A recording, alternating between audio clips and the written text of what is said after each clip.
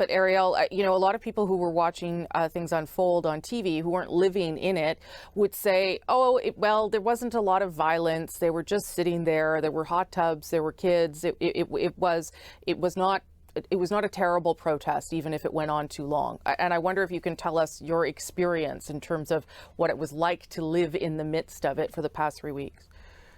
Absolutely. I mean, that is absolutely false. This was an example of inflicting what I would call torture on the citizens of downtown Ottawa. Sound torture, relentless noise for 24 hours a day that we only got a reprieve from after Zexi Lee, a private citizen, brought a lawsuit forward.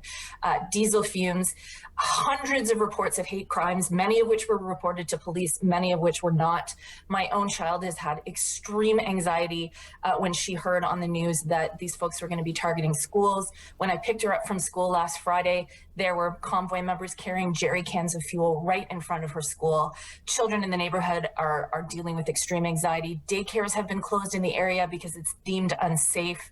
And, you know, there's just this incredible feeling that even if we were to call the authorities, should we be targeted, that they wouldn't answer because they're overwhelmed and they're not listening. There was an example of an attempted arson in an apartment building, another case where some folks tried to handcuff the doors of an apartment complex closed. And something else that I want to say is even yesterday, when folks were applauding the removal of trucks from Wellington Street, that pushed people back into neighborhoods yesterday. So, you know, last night there were still fireworks going off on Bank Street. People live there, and I don't know how many times we need to say that, you know, it's easy to look at the area near Parliament, which has huge symbolic influence, but is largely removed from where people live. But, you know, 2 or 3 blocks away, there are people who are suffering and who are still scared and have had no reprieve.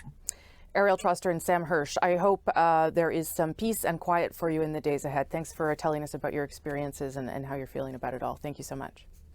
Thank you. Okay, have a good Sunday. Thanks.